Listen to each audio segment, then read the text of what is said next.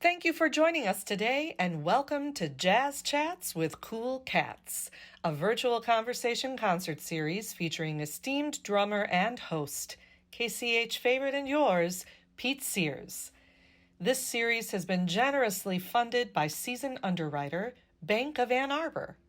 This presentation is free, but please consider supporting our world-class artists and our Kerrytown Concert House by making your own gift at kerrytownconcerthouse.com/donate. Enjoy the program.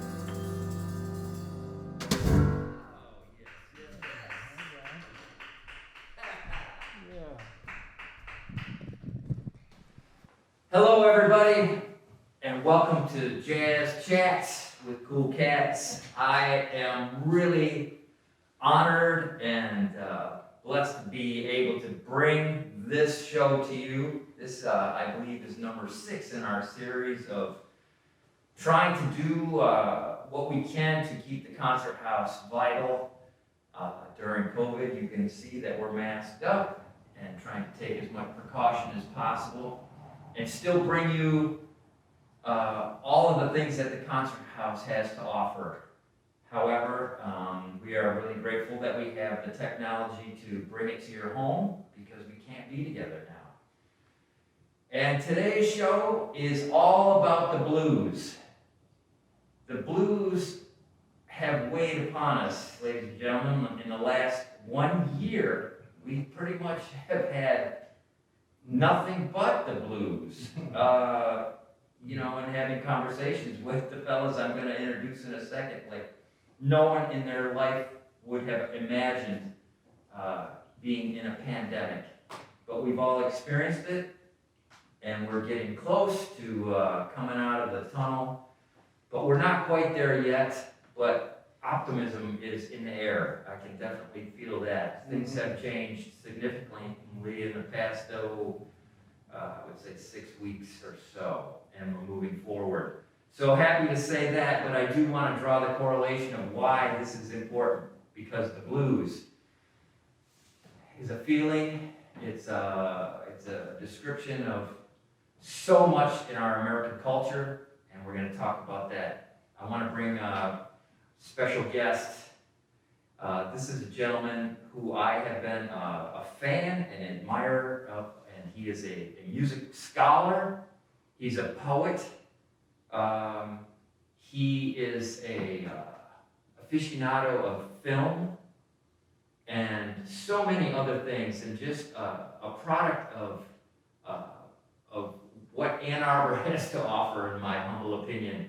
And he's a dear man and very articulate about art and music and life.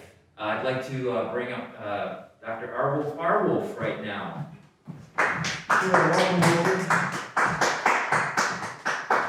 So I want to let you know that Wolfie had a show on public radio for 25 years, and within that time had another show on the side on WCBN. I still got it. Yes, it's still Face the Music. Thursday nights at 7 o'clock. Old records. On the show before I actually met Wolfie, he had this really amazing presentation and description of like what was going on in early jazz, and I just learned so much and became an instant fan and listened, and we've now become friends, and I am really happy that you're joining us today. And here we have Mark Lincoln Braun, sometimes known as Mr. B. And Mark is one of our American treasures that lives right here in our neighborhood here, that is like a first generation and deeply connected to the guys that brought blues, traditional blues piano to the world. He got to know a lot of amazing people, studied with them, and has taken them into his own soul, and has written a lot of amazing new music in that style. And he's a very unique individual, and really lucky to be able to play music with him and have him here today. And we're going to talk about the blues, fellas. So let me toss out a couple questions here. This word, the blues, can we talk about why that might have been chosen as an adjective to what we're getting into here? Well, my understanding is it refers to a psychological condition that is also tempered by physiological circumstances. So that's really what it's about. It's how you feel. And I believe, Pete, I believe you were talking about how this traces back several centuries, and it had a very specific meaning. I believe when you brought this question up earlier today, I said, well, Blue Devils, So you go ahead and elaborate. It says on the internet that in the 16th century, there was an English phrase that it was a descriptive way of describing basically a hangover, alcohol withdrawal, and that was like the blue devil, and then it just kind of evolved into the blues, but still describing that feeling after probably complete euphoria, and then the downside of that. So other feelings of perhaps depression, melancholy, we could go on and on, of darkness, began to be described as the blues. So I think right at this point, the words of articulation to describe sound that was related to these feelings sometimes went astray and were not specifically on the money, but it began to show inflections of language and so on, and slang of descriptions of feelings and how people were. So, B, any thoughts about why they call it the blues? I really have never thought about it that much in my lifetime. That hasn't really been my area of interest. But for for me, it's always been just a more contemporary awareness of the music of our fathers and our cultural fathers, and the music of the people, singularly African American culture, that brought the music alive and created the music. You know, all singular credit goes to those people. So when we start talking about, you know, the past reason for calling something, that's one thing, but I only think about it as this great music that was, you know, born in the early part of the 20th century, and from the African American culture, and a reflection of the experiences of that culture. That's how I think of it. So let's try to put it in terms of like, what are some of the earliest forms of like what this, you know, like spirituals perhaps, or beginning to embellish these types of ideas musically? Well, you mentioned spiritual, and right away I'm kicking in, because Sidney Bechet, the great soprano saxophonist who's had that wide vibrato that would scare everybody to death, you know, and that beautiful clarinet sound, he said that the spirituals and the blues are both a prayer. They're both a prayer. And he said that one was praying to God and the other was praying to what's human.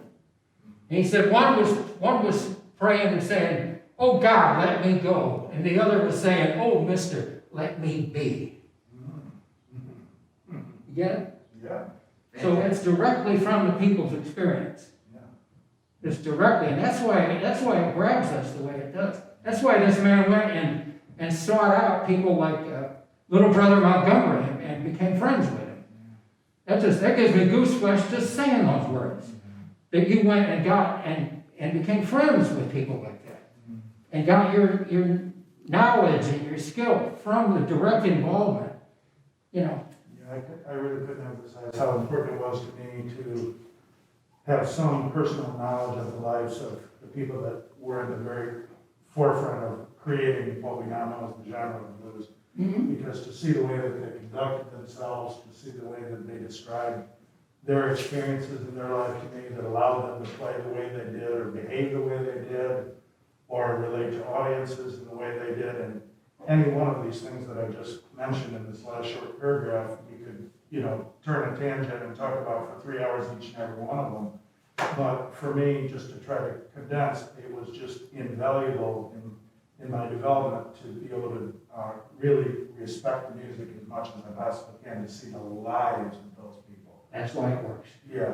Respect. Yeah, so that was, you know, yeah, really, really a blessing. Can you give us an example of like some of the earlier types of things that were going on musically? I sure can, but I think Wolfie might know more about this than I do, but once things started to be recorded and disseminated, there were things that already at that point in time that really ran the gamut from being very, very sophisticated and, I'm reluctant to choose, I have to be careful to choose my words, but from a place of more typical knowledge and broad knowledge of music, and more generally associated with Western culture and Western music, Western classical music and so forth. And then there was some, you know, very low down rural stuff that occurred at the same time. I think people mistake and think that just the rusty dusty stuff came before that other stuff. But there were people, you know, in the late 1800s, early 1900s who really had a great understanding of their instruments and music theory and so forth. So I could give you examples. Sure, maybe we could talk about some of that rural inflection. Yeah. I've got the washboard here, and maybe we can kind of get into a little bit of that. Oh, let's try that. Let's try aspect that. of it. Yeah. Let's try that. All right, go ahead and start again. Well, there used to be a story that I think is true, and it's probably true 100 times at least, about people that would put strings on their barns, some sort of a metal string or something, and they would just play that one single string, and just develop a groove, and that's about as funky and homespun as you can get. And I've attempted to try to capture that feeling on a piano. And so nothing fancy about this harmonically, just one chord, and we'll just get a little groove going and see what it sounds like. This would be some real kind of rusty-dusty, what they would call Dudlow Joe piano playing.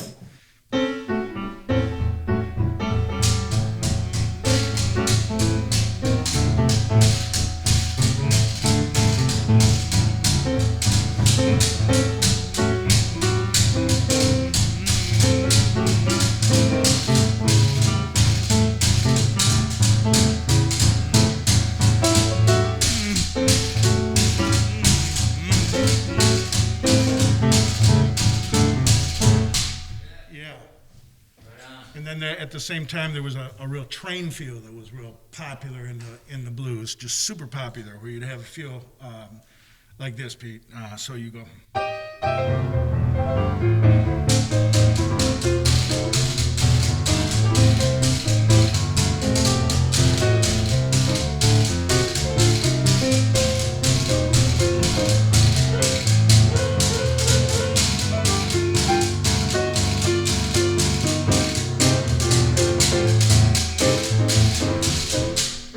Yeah, so get that train thing going. Yes, sir. Ideas of travel. Yes. I've got a taproot on this whole boogie woogie thing. You might know about this. Tell me. The turpentine camps, you know? Yeah, oh yeah. Yeah. The piano players, there were these whole little sort of barracks that were set up for the workers in the southern turpentine camps, where they'd make pine sap into turpentine and pitch. And there was it seems as though you'd get your pay and then you'd just give it right back to the company, because the company store was there. Yeah. And you'd buy the liquor, and you'd go and you'd want some entertainment. And this one piano player, I don't remember who it was, but he said that he started playing like that to prevent fights. You could prevent fist fights. You keep the people occupied and go, oh yeah.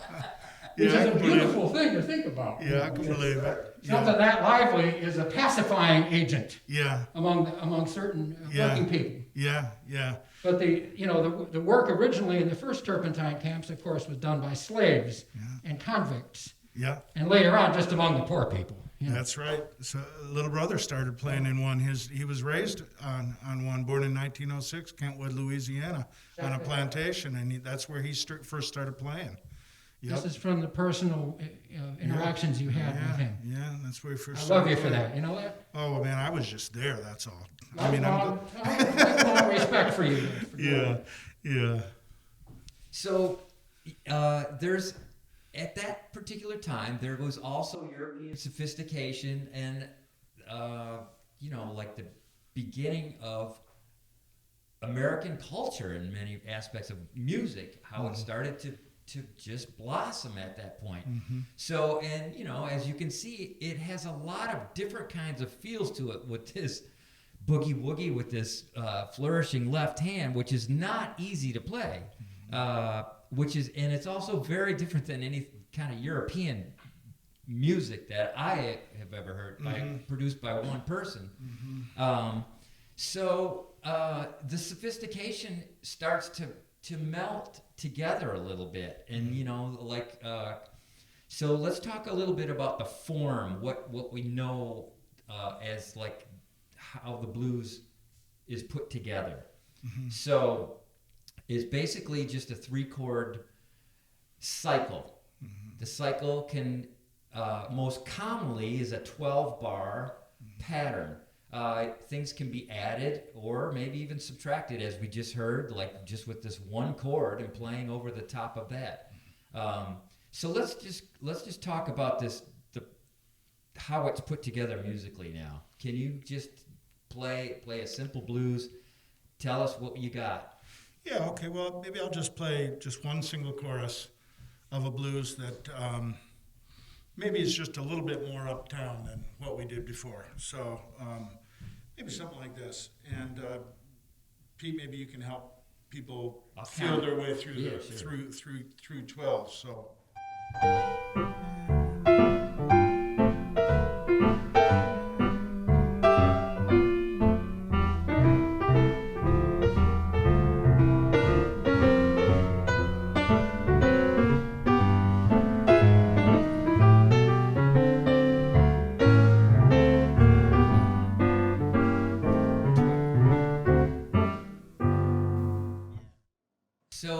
it's a very simple way to follow that because it's not really long, and it's got a beginning, a middle, and an end, but it's a short cycle. So there's so much that can be done with that. Things get a little bit more, the boogie woogie aspect, when you have, you can orchestrate it by playing with European kind of ideas where you're playing a bass line and then playing a melody over the top. This has a lot of independence that has to be developed and strength when you really understand how boogie woogie is the tradition. So let's talk about that left hand. Like, who were some of the early guys you heard that had that monstrous concept? Right. So the very first pianist that I listened to and learned about blues was Jimmy Yancey, who is often referred to as the father of the Chicago blues piano. And I'm sure there were many fathers, but as time passed, people came to often accept Jimmy Yancey as the father of Chicago blues piano. So I started listening to him, and he would play very plaintively and very beautifully.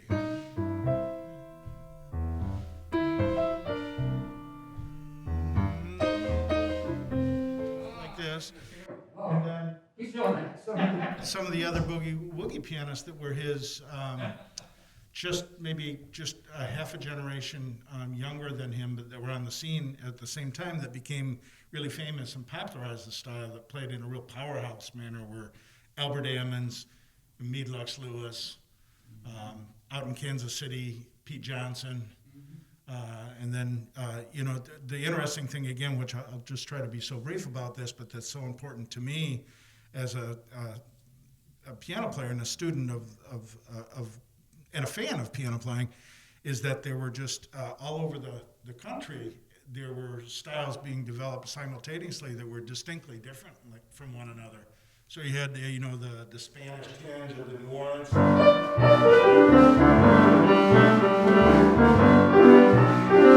And you had the stride pianists like Lucky Roberts, Oh yeah. You had that, and then you had like Albert Ammons just playing these crazy difficult bass lines.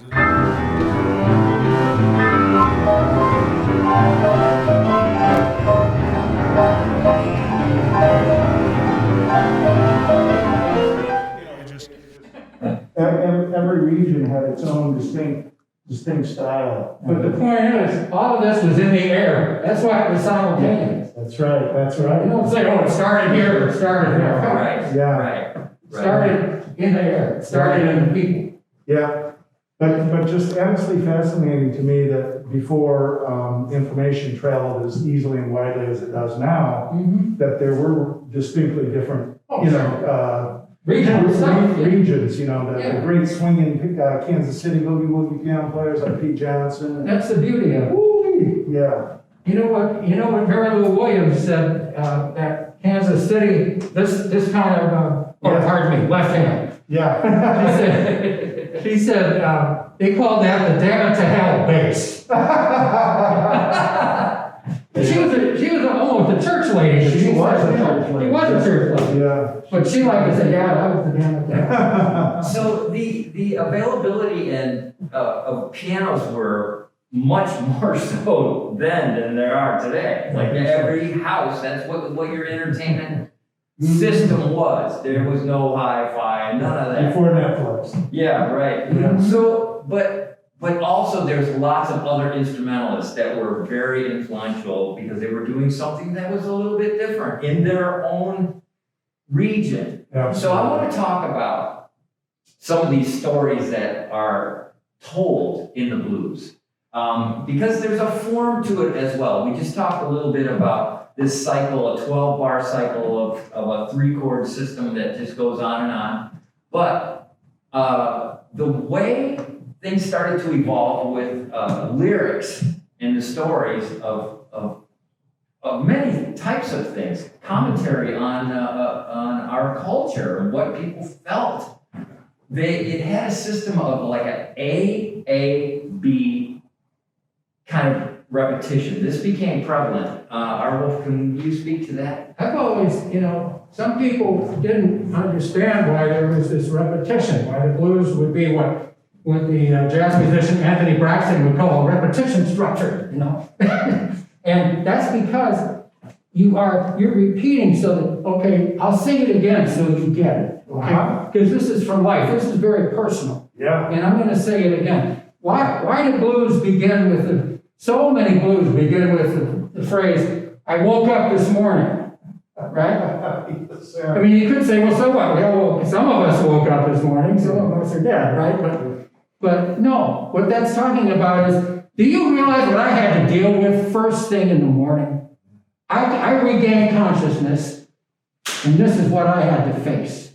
It's like Bessie Smith with the Backwater Blues, with the Ohio River Valley floods. Yeah. I woke up this morning, I couldn't even get out of my door. Right. So this is about life. This is about people trying to survive. Yeah.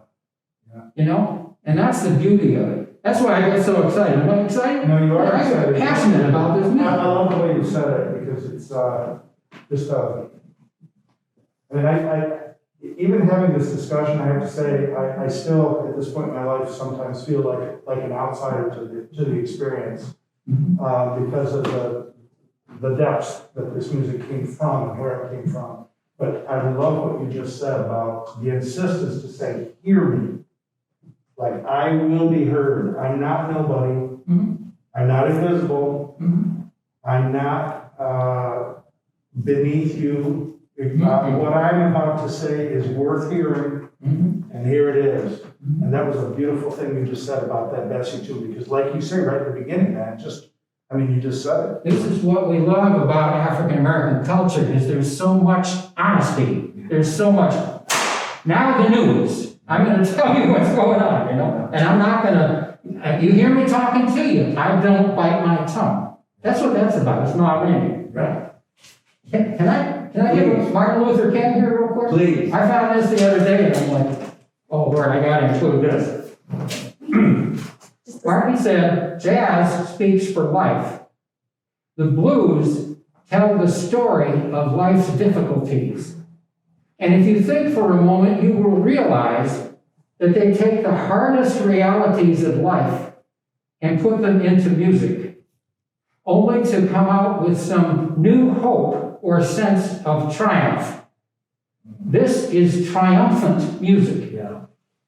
So Dr. King told us the blues is a triumphant music. And I love him for saying that. Yeah, right on. Fantastic.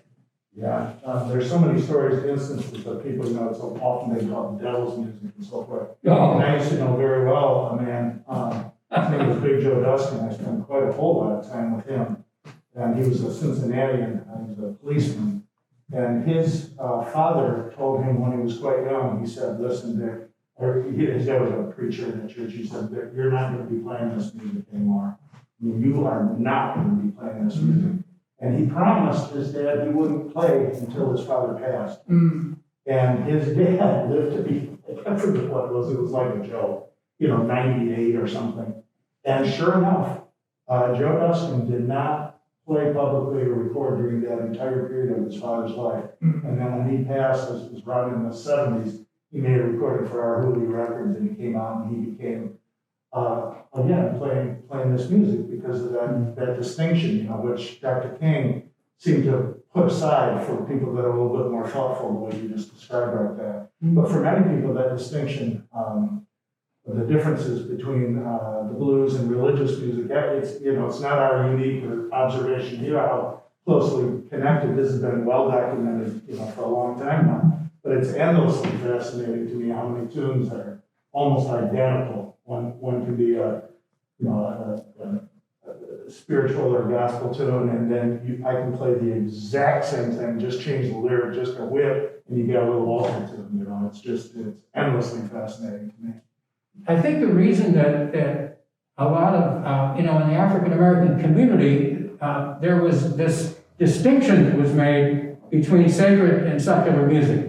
There's the devil's music, And the reason for calling it that is you're saying, well, we're trying to survive here, and we're seeing a lot of our people, get into a kind of music that's entertainment-based, and they get into substance abuse, or they get into, somebody guns them down and all this stuff. So there was this distinction made. The devil's music, though, I always think about Petey Wheatstraw from East St. Louis, right? And he, I always thought that, he had this moniker, the devil's son-in-law, the high sheriff from hell.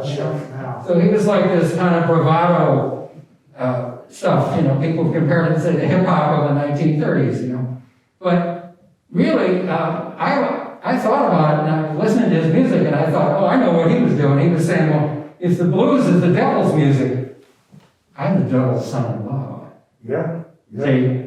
Yeah, So- probably, and have it be Standing his ground. Yeah, and so we had that tune that you mentioned to us before we decided to do this, Bring Me Flowers While I'm Living. Bring me flowers while I'm living. Yeah, so the lyric, Bring Me Flowers While I'm Living, don't bring them when I'm dead. And then to Pete's point, repeat that. Bring me flowers while I'm living, don't bring them when I'm dead. And then bring ice to my bedside to fix my aching head. And then it's a progression of him being sick and so forth. And then in the end, the very last chorus, I think, is don't bring me flowers after I'm dead. A dead man sure can't smell. Don't bring me flowers when I'm dead. A dead man cannot smell.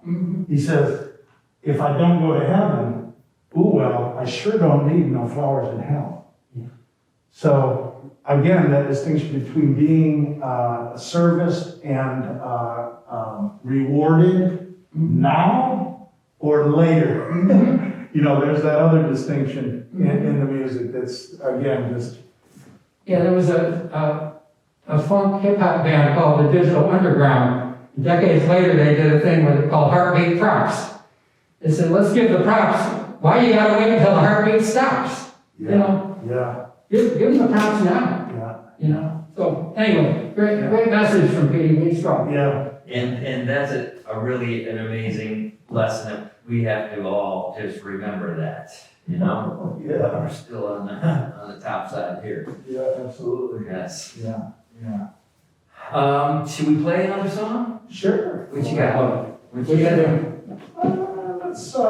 Let's play something, an instrumental that kind of, it came out of the church, I've been told. This is a very old piece played all up and down the Mississippi River under a lot of different titles. But I learned it from little brother Montgomery, from his side in his home on Cornell Street in the south side of Chicago. And he played it as the Vicksburg Blues, but we're gonna breathe a little different life into it right here. We'll keep it short.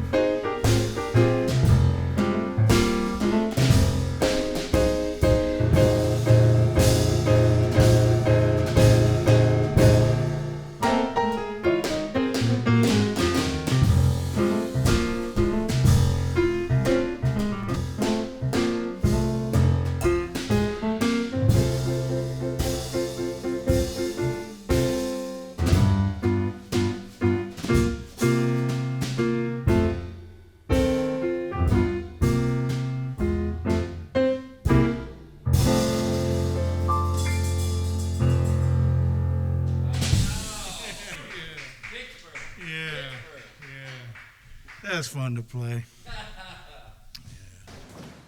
So that contained all of the, it is a 12-bar cycle, but it's mixed up because it has a little backside beat to it, and that opens up to like a regular kind of, it's like the history of music. American music is involved in just that because it can be so loose if you allow it to be. That is a really an amazing piece to play with that kind of starting out with the backside little feeling of a little boost on beat 3 there. So yeah, love that. Thanks for bringing that up. Oh, yeah. And that goes way back. That goes way, way back, and the way we just played it now, for those fans that are, seriously interested in the history of music, very unlike the original, but that's our responsibility, I think, is if you have something to add, you should. And it doesn't make it better, but it makes it different, and it makes it sound more like you. And it takes a long time to develop that confidence, but the blues is such an open palette, like you say. In some ways, it's so very simple that there is room for a whole heck of a lot of personality to be interjected so that it's possible to make it sound like your own, It's interesting you should point that out because, the jazz trumpeter, Wadada Leo Smith, he said his understanding of the blues is that it is one of the most free music that there is. You've got, and you were just showing us, freedom and discipline, beautifully brought together. So you were holding that structure together, and we were all getting the feeling. I take it very personally when you play that tune, because it goes right in here. It goes right here. It goes between here and here, through the ears, but that's quote unquote simple structure became a little theater for you to express yourself through. Yeah. And I can't think of anything more beautiful than that. I really can't. Yeah. That a human being can express how they're feeling in the way that the two of you just did. To me, it's a miracle. Yeah. Well. Every day we have these miracles in the world. We just forget to recognize them. Yeah. But there's that symbiosis. It's so trite to say it, and people have said it to audiences every way. If you weren't here, point us being here, and et cetera, but it's just so true when you have a fan of music like Arwulf is and a listener, that we know that when we're playing. Yes. We know when there's a communion between us and when there's an exchange of energy and you're one of the great listeners of all time I'm a devout listener. Yes, yeah, Yes. yeah. So that's an interesting thing too, because as a musician that has had longevity, we have played for thousands of people on a hit. That has happened, and we've also played for nobody because nobody cared to show up. But we have not let the integrity of the music dissipate. And that is really a testament of how much you care about this music, that you're not just gonna piddle these opportunities away. And it's like the saying is, you understand who people are by what they do when nobody's around. Nobody knows that, but that's, this is the sincerity that you bring to this music, and it's no joke, and it's not to be joked. And it's not to be joked. Nothing bugs me more, man. We've had this conversation, and we don't need to go too far down that road, but it's so easy to play with the music and toy with the music and just bite around at the edges of it, and just it's easy to learn the tricks that excite an audience, the wrong kind of audience, and to rely on those devices for your own survival, as opposed to, what I hope is truth, when you play. And I've done both, by the way. I've fallen victim to that as I was young and as I learned, and it's really, really important. And that's one thing that this pandemic has revealed itself to me is like, don't take things for granted anymore. Don't just piddle away opportunities because you can make, you know, a couple of bucks. Because we all have to do what we have to do to survive. But on the bigger picture, this has revealed the bigger kind of a big picture for me, just because the opportunities they're gone. I mean, we've hardly played any gigs in a year. I mean, this to me is just like soul filling because I have missed it so much. We played a lot before the shutdown. We tried to continue it as far as we could until the weather changed, but you know, it's been months since we've actually played together. So it's like, it's quite magical, and just because of the repertoire and what we know of each other from history and just like where things are going to ebb and flow, you kind of know how to set it up. So anyways, it's fascinating, and it sure, well, I'm really grateful to the Concert House for allowing us to be able to Me too. be able to share this, because you know, a lot of times in a full house we don't have time to talk about that. People want to hear some more music and etc. But this has been an enlightening opportunity for me to talk to different kinds of cats about whatever they love, and this one is really special. I want to talk a little bit about some lyrics again. If you could just maybe perhaps give us an example of the A, B, because this is something that I think people might remember when they hear a tune that is, okay, this is a blues show. I'm gonna check this out. You know, let me just test this in the waters here. And you certainly gave us several great examples of the Petey Wheatstraw tune, but it's a common thing. Arwulf, if you got any suggestions? Oh, my head is spinning here, there's so many of them. It is hard to grab onto just Yeah. one. Yeah. I mean, I mentioned, I'm going back to Bessie Smith here again. You know, the Backwater Blues, talking about a catastrophe where all these people were flooded out of their homes. And so I woke up this morning, couldn't even get out of my door. I woke up this morning, couldn't even get out of my door. And then I think the next part is, depending on who's singing it, is like I look down on, or later on she says, I look down where my home used to be, where my house used to be, where you're seeing your whole neighborhood washed away, you know. So you would have something that would be repeated again. And I think, especially as I become a little bit hearing impaired later in life here, I appreciate it when people repeat things. But we're also doing that for each other throughout our lives with the blues, making sure that you understood and repeating for emphasis. This is relevant. It's not superficial. And then you bring something to cap it with, to verify what you have just said. And you know, I listen to hundreds and hundreds of old blues records. You know, you get a CD reissue, there'll be 25 tracks on one CD. And they were never meant to be heard in succession like that. They might sound alike. Yeah, that's right. But my feeling has always been, oh, no, this is like a cantata.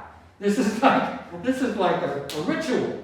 I love to hear the same sounding songs over and over again. Maybe I'm nuts. But what I'm hearing, that makes me really connect with it more. Yeah. Because I'm not just there to get my kicks. You see? Yeah. And that's the problem, is so much of the blues has been because it's great fun to go and hear a hot act and jump around, maybe spill stuff on yourself and, you know, dance around and stuff. But really, if you think about it, this music, because it was a product of African American culture, blues and jazz were forced into a quote unquote a low life working environment. This is what took so many people out, starting with Scott Joplin, for crying out loud, and going right up through the 20th century, and it's still going on. So it's so easy for people to get into that groove. They think of blues and they just think of, oh, well, this is going to be, party music. But as we've been talking about, there's a whole range of expressions in this music. And so much of it is closer to what you were showing us, like a ritual, really. It's like ritual. And it's that important, and it's that, for me, mesmerizing. I get kind of, I get in a trance if I listen to, especially somebody like Mark Braun playing music with feeling, with all the context that he can bring to it, just because he knows something about it, and he's playing with his heart. But you keep putting stuff into an entertainment bracket all the time. I think entertainment is way too emphasized in our culture. We need it, but I think the best music and performing arts, they don't start out to be entertaining. They start out to have some depth, and to have some substance, and some relevance to real life as we know it. And then if you get entertained, well, I'm really happy for you. Honest to God, I am. But that's not the starting point. The starting point needs to have some content. Does that make sense to you? That is really profound. Yeah. I love that. Yeah, I did Yes, too. yes. Wow. And I think that encapsulates everything that has been said on a lot of different levels today, and everything that we've heard. Maybe this is a good time to play another tune to close. Yeah, Okay. let's do it. Let's jump one. We've been talking about some boogie woogie, but we really haven't played one. And so let's go out with that. Let's play something in the Kansas City style, Pete.